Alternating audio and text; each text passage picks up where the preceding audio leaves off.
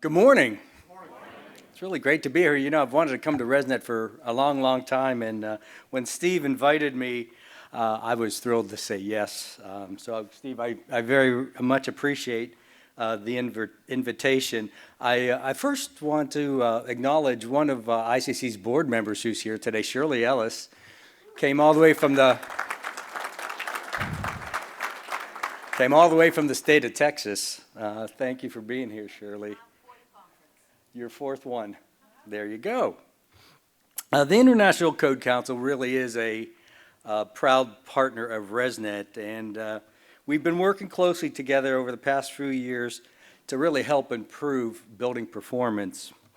I was going to start the whole thing with a joke, but I was telling Matt before this whole thing started, I've been thinking about it for a week or so about how to tell a Raider joke, and I couldn't come up with one, but Matt had it figured out. So, Matt, thanks for getting the crowd warmed up today. I want to, again, start by thanking Steve for the invitation. I'm honored to be your keynote speaker today, and I'm happy to share with you some of the innovative things that are going on at the Code Council this year.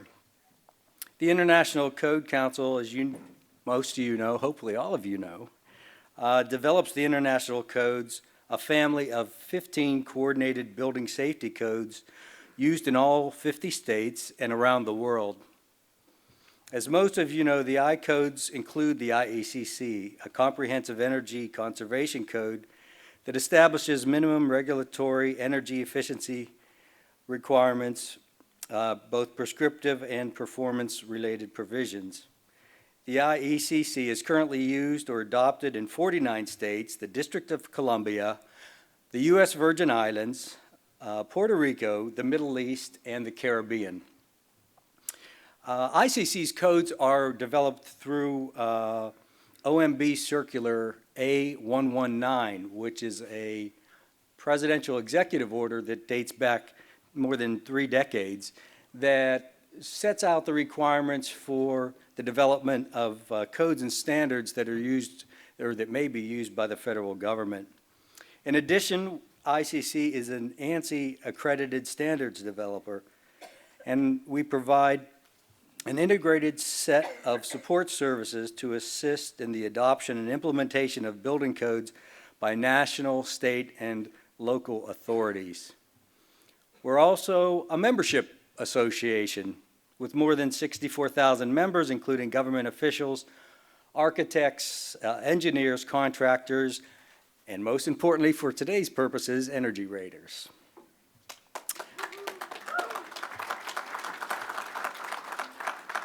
We operate in over 55 countries and have nearly 500 qualified staff members. Our technical expertise covers building, fire safety, plumbing, mechanical, fuel gas, energy conservation, accessibility, and resiliency.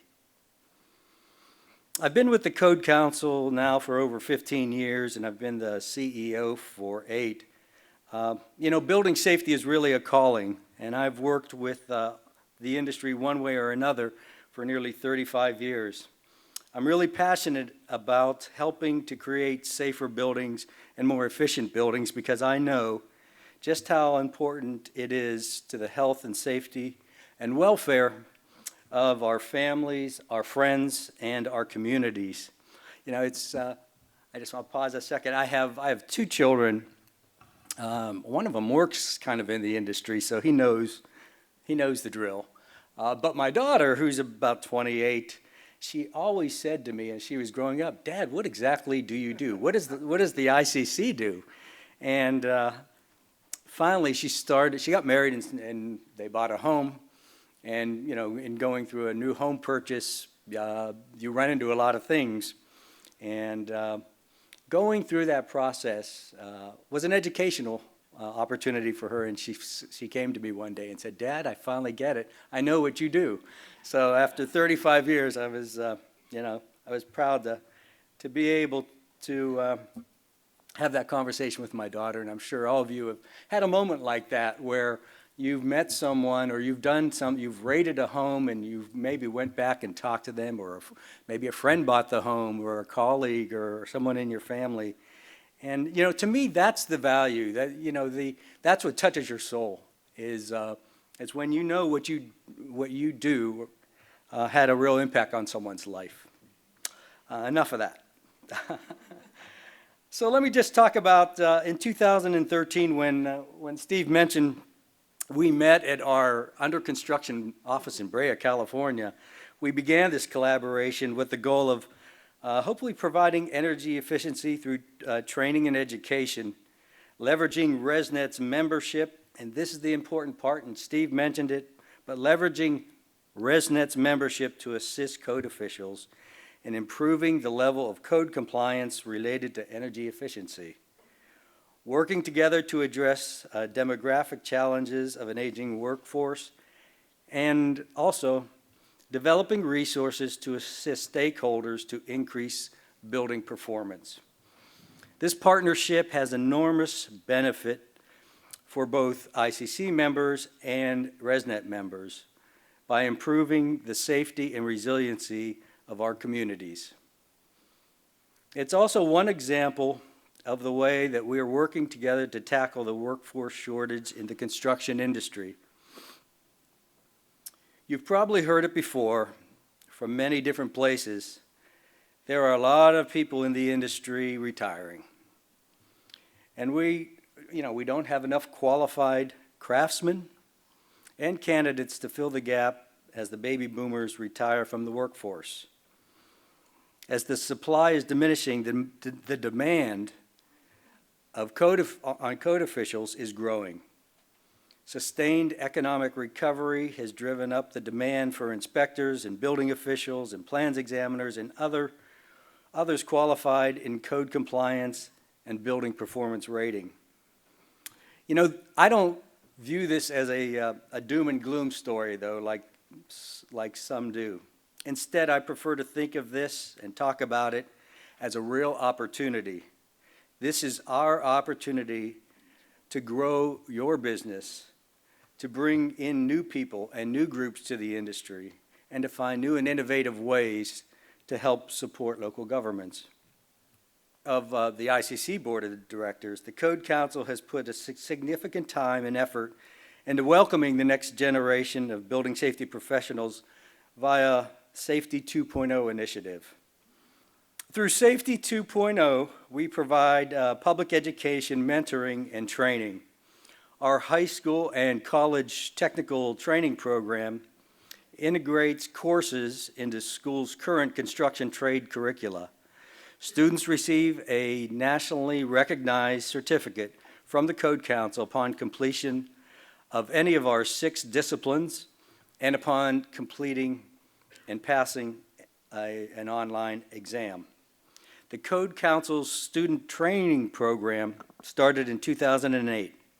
Since its inception, the program has, when the program was first implemented, in more than 20 states and in over 60 participating schools, providing certificates to more than 1,500 students. And there's still more to come, and as we expand the program and its reach across the United States. Also under Safety 2.0 is our Military and Family Career Path program. This program helps veterans who are transitioning to civilian life and their family members, more importantly, learn more about the opportunities in the building safety profession.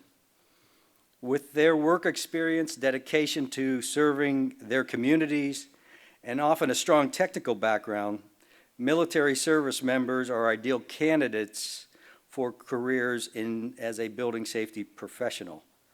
Our program aims to educate veterans about the opportunities in our profession and to help them understand the qualifications they need to land a job. In addition, we run a mentorship program that connects seasoned building safety professionals with job seekers interested in joining the industry. Participants develop meaningful long-term connections with others passionate about building safety and performance. Similar to RESNET's Emerging Leadership Council, ICC's Emerging Leadership Membership Council is also taking an active role.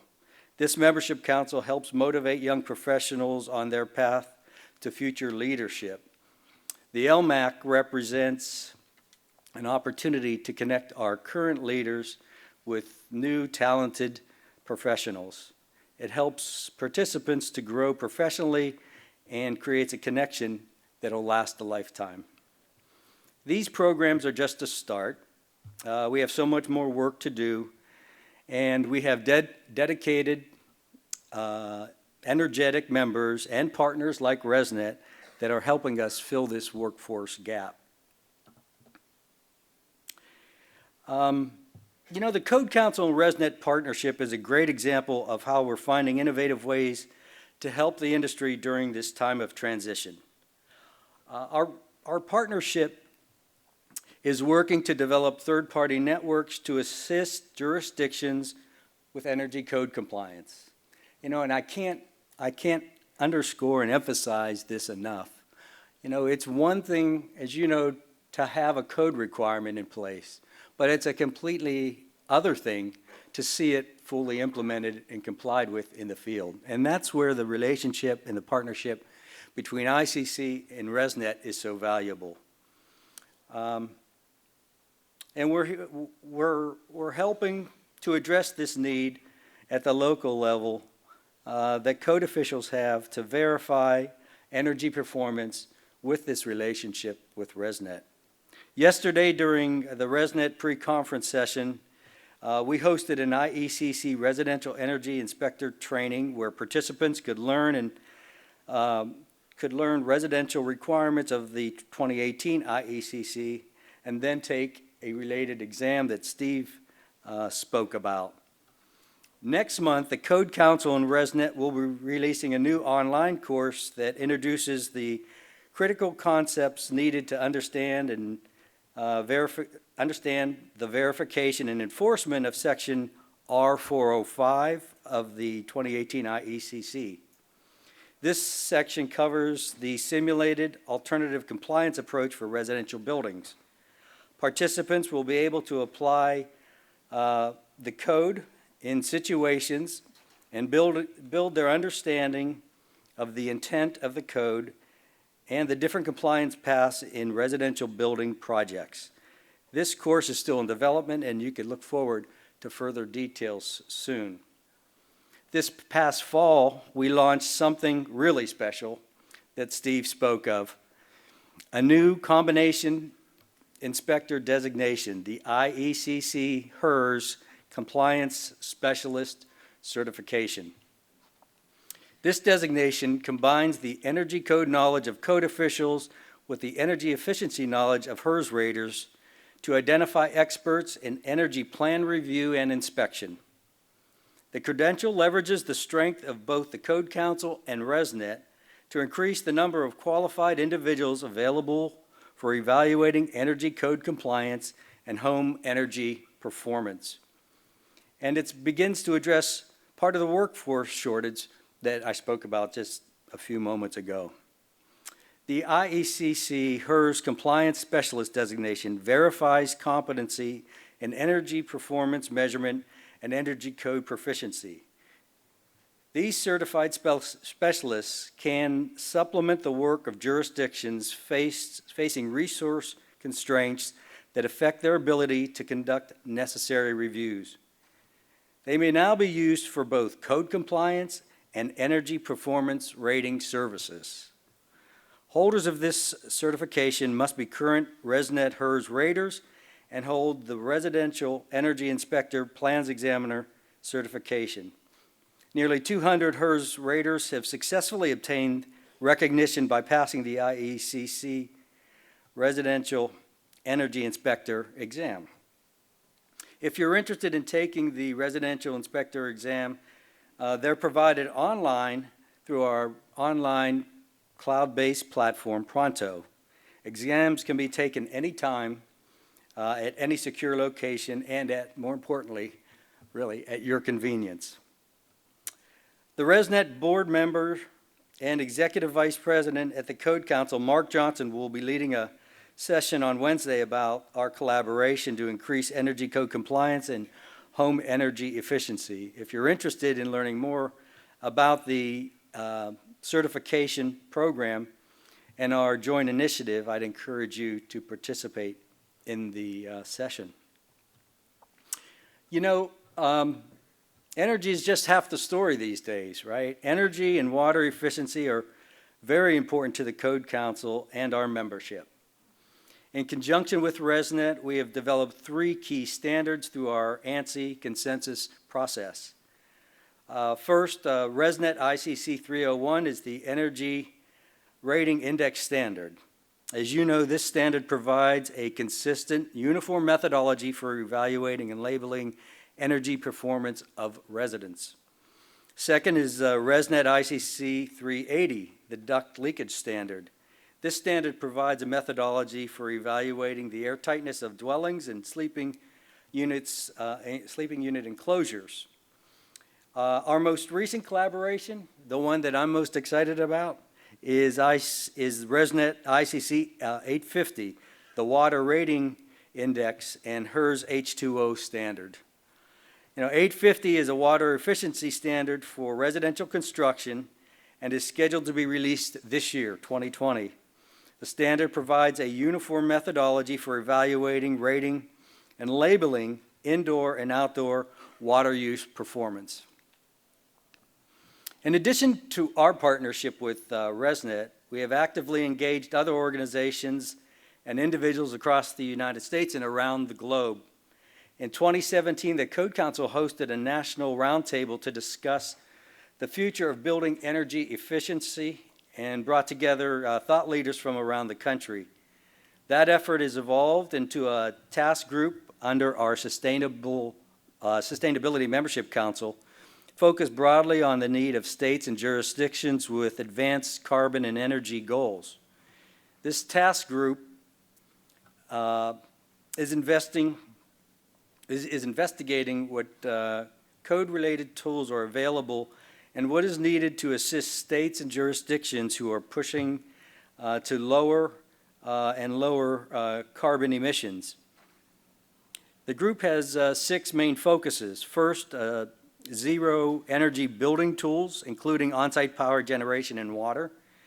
Zero carbon building tools, including embodied carbon in materials, and end-of-life strategies. Well, I like that word, end-of-life strategy. I just turned 60. I'm like, come on. Third is operations, maintenance, and retro-commissioning, including occupant comfort. Fourth is energy storage. Fifth is implementation, deployment, and workforce infrastructure. And finally, financing, including cost optimization, affordable solutions, and equity. You know, the Code Council is committed to helping provide code-related resources to people like you to fulfill their energy-related goals. This initiative is still in the development stages, and we'll be launching and providing more information here in the very, very near future. You know, it's no secret. I have notes here, right? I'm up here reading some notes, and I had looked at them on the plane. And, you know, we have a great staff at ICC, as you do at RESNET. And, you really have to rely on them. But I've been on the road quite a bit, and I hadn't had usually a week ahead of a speech or something, I'll take time and I'll read through it. I'll make some notes, have it retyped. I didn't have a chance to do that this time. And so I was reading this on the plane, and this sentence pops up: energy efficiency and the code are getting increasing attention on the national stage. It's like exclamation point. For those of you that participated in the ICC Group B co-development process this year, you know that there's a lot of chatter out there about some code changes that have been advanced and approved. I have to go off script a little bit and just mention two really important things. First and foremost, the Code Council, our 500 employees, We don't write the code. We facilitate the consensus process. And in that facilitation, in that consensus process, there are winners and losers. Sometimes interests, gain, and sometimes they lose. And sometimes the energy code advances, and sometimes not so much. That's, to me, is the real story. It's being able to look at things over the long term, not just one edition tells the complete picture, or shows the complete picture, tells the complete story. So, in terms of energy codes, I could sense that there'll be some bumpy times ahead, and we're going to need everyone in the industry pulling together to say, let's not focus just on this one moment in time, but let's look at things from a much broader perspective. But there is a lot of chatter, including the House Committee on Energy and Commerce Subcommittee on Energy held a hearing just 2 weeks ago to talk about energy legislation and how to improve the efficiency of homes and energy storage. Building codes came up many times. It's invigorating, sort of, to hear elected officials at a very high level talking about building codes and energy codes. Hopefully, it provides some promise for all of us for the future. The code development process for 2021 is finished. We're now going through sort of our auditing and assessment stage, and we'll be publishing the updated codes later this year. This cycle had more participants than any previous cycle. Our members considered 388 code changes during the public comment hearing and online governmental consensus vote, and over 240,000 votes were cast during that process. In 2021, the International Plumbing Code and the International Mechanical Code were completed and are already available via ICC's website for purchase. The rest of the family of codes, including the 2021 IECC, will be available approximately October of this year. Once released, we'll continue to work with jurisdictions around the country to adopt these codes into law at the state and local level. In May, we celebrate our 40th Building Safety Month. It's a big deal for us. It's the single biggest sort of public event that we hold at the Code Council all year long. Building Safety Month is an international campaign to raise awareness about building safety. Building Safety Month 2020 will focus on building safer communities, and building safer around the world. The campaign educates the public about the role of modern codes and the importance of a strong system of compliance. That's where you come into play. We'll highlight water efficiency, sustainability, and innovation in our public resources. I encourage you to get involved in Building Safety Month at buildingsafetymonth.org and spread the word in your communities or in areas where you work about the value of Building Safety Month. This year, we're hosting 2 great events in addition to our Building Safety Month event. First, our spring conference will be in Atlantic City on April 28th through May 1st, and our annual conference will be in St. Louis, Missouri from October 11th through the 14th. Now, this year is what we call an off year, so we don't have code development hearings, but both events will feature a number of excellent training sessions and many networking opportunities, and I'd love to see every one of you in St. Louis to help us celebrate. As you can see, 2020 is going to be an exciting year for ICC and our industry and our partnership with RESNET. Having heard a little bit about some of these initiatives, I was really excited to listen to Steve's presentation about your platform and your strategic plan and where it's going. You should be very proud of, I think, the work that Steve and the board and the staff and the volunteers do. You could see a lot of thought has went into the strategies, and I look forward to ICC's future partnership. But I do want to leave you with one challenge, right? It wouldn't be a keynote if there wasn't a little bit of a challenge. And the challenge is something I'm sure you're all aware of because everyone's talking about it. Mayors, elected officials, governors, you're hearing it all over the place, all the time, and that's housing affordability. You know, we have an issue, we have a crisis in this country, and there's no one reason for the problem of homelessness and housing affordability, but it's all of our responsibilities to do a little bit, to do whatever we can to help manage the price and the cost of housing. And at ICC, we're committed. 2 years ago, we made the single largest financial donation that we've ever made to the NHB Housing Research, Affordable Housing Research Institute. And we look forward to doing more to address, you know, in a small way, the challenges of housing affordability. So with that, I want to thank you for your time and attention. I want to thank Steve for the invitation, and look forward to our future partnership with Matt. Steve, thank you again. Thank you.